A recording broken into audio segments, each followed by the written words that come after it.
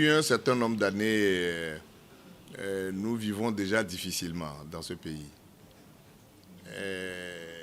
Les affaires ne marchent pas à cause de la gouvernance que tout le monde déplore.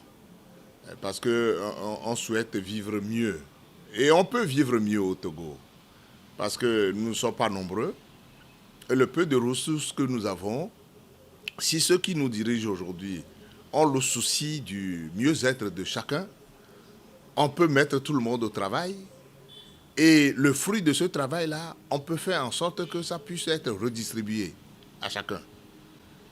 Mais ce que nous constatons avec beaucoup de désarroi, c'est qu'il y a certains qui profitent justement des ressources du pays et d'autres vivent dans la misère.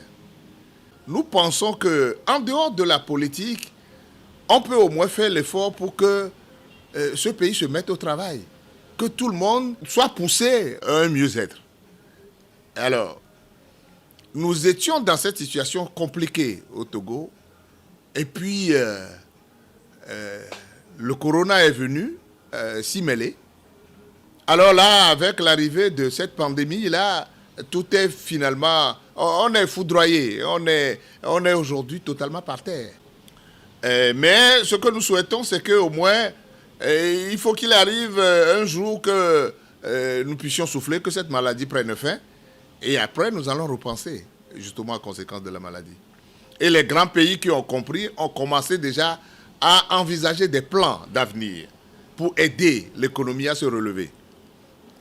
Qu'est-ce que nous faisons ici pour y arriver? Parce que de toutes les manières, nous, on est laissé pour compte depuis un moment et on se demande si réellement ceux qui ont perdu le peu qu'ils avaient, les petites et moyennes entreprises aujourd'hui, est-ce qu'il y aura main tendue pour que ces sociétés-là, ces petites entreprises puissent se relever? Ça, c'est une grande question. Mais c'est le devoir des gouvernants de le faire. Parce que pour produire de la richesse dans un pays, le gouvernement doit être le promoteur, doit être le moteur justement de la promotion. Parce qu'il faut créer les conditions de la production de la richesse. Un pays dans lequel les citoyens ne travaillent pas, c'est un pays qui est mort à terme. Alors c'est une interpellation grave que nous faisons et nous demandons justement à nos dirigeants. Ils sont déjà au pouvoir, c'est vrai, dans des conditions que nous déplorons, mais au moins qu'ils s'occupent au moins de nous.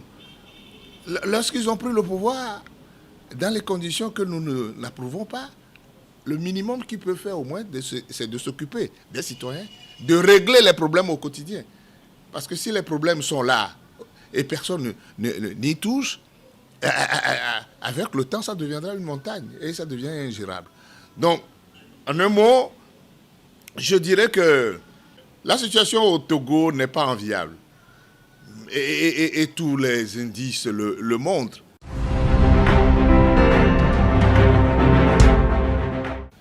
Je ne vais pas rentrer dans ce détail. Cette affaire que vous appelez DMK, tout ça, je ne veux pas aborder ce problème-là.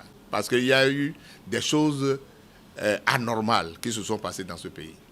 Mais la seule chose que je peux vous dire, et je le dis depuis des années, lorsque vous voulez entreprendre quelque chose, lorsque vous ne mettez pas de la justice dedans, vous ne mettez pas de l'honnêteté, vous croyez que ce n'est pas la driblerie, pas la roublardise que vous allez atteindre votre objectif, vous allez échouer. Nous allons recommencer la même chose au Togo si nous y mettons la roublardise. Nous y mettons la mauvaise foi, la malhonnêteté, 1000 fois, nous échouerons. Peu importe celui qui est à la tête. Ça, il peut être un religieux, il peut être n'importe qui, il peut être un imam. S'il ne vient pas avec la crainte de Dieu, avec l'honnêteté qu'il faut pour que nous puissions atteindre un objectif donné, mais j'avoue qu'on recommencera 1000 fois, on n'atteindra pas l'objectif. Ce n'est pas du miracle. Donc, revenons à nous-mêmes. Tout ce que nous devons faire demain, faisons-le avec la foi, avec la crainte de Dieu, avec le respect de l'autre.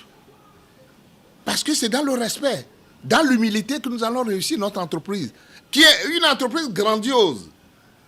Les gens croient que le pouvoir que nous avons en face, il suffit seulement de faire un peu de jeu, un peu de gymnastique, on va réussir. Mais tout ça là, c'est faux. Les gens là, ils ont poussé des racines. Mais ils sont là, avec toutes les béquilles possibles. Mais nous amuser en face d'eux, parce que le moment venu, chacun va faire son petit cinéma, et puis après, il croit que bon, le problème est réglé. Tout ce que nous avons fait jusque-là, c'est du cinéma.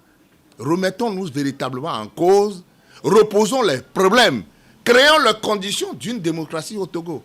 Mais si on ne le fait pas, tout le reste, c'est de l'amusement. Pour moi, c'est de l'amusement. Les Togolais, aujourd'hui, ils sont sur les réseaux sociaux, ils crient, ils bavardent, ils racontent n'importe quoi. Mais ce n'est pas avec le bavardage, les cris, tout ce qu'on écrit là. Ce n'est pas ça qui va régler le problème du Togo. Le problème du Togo ne va pas se régler par les insultes, les invectives, le m'as-tu vu, le connaisseur, les politologues qui germent ici et là, les audios qu'on balance ici et là, qu'on demande de distribuer à bout de bras. Ce n'est pas ça qui réglera le problème du Togo. Le pouvoir qui nous régente est là. Ceux qui nous martyrisent, ils sont là. Mais arrêtons nos gamineries là. Arrêtons nos roublardies, arrêtons tous les ming-macs que nous faisons là pour nous atteler véritablement à la question qui est fondamentale pour nous. Comment faire pour arriver justement à bout de ce régime. Voilà.